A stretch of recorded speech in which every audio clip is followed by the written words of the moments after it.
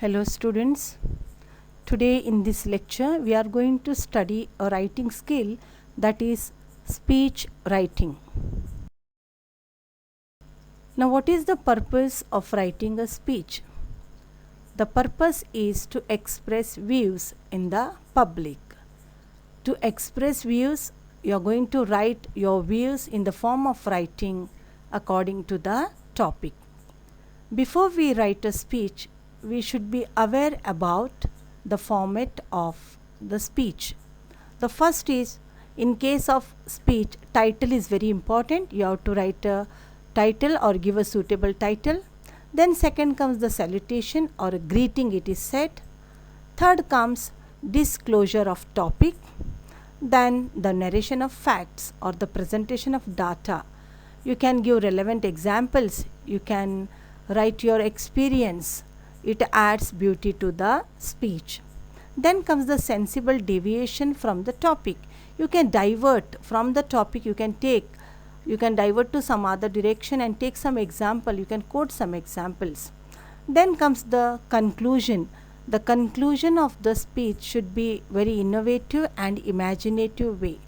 These format you have to follow, then it gives a beauty to the speech. And speech should be imaginary as well as your experience you can share, and the quotation, that's very important when you write the speech. That helps to score marks in the speech. Now I have shared one solved example, that just to recall your memory. We have already studied this speech writing in the 11th standard.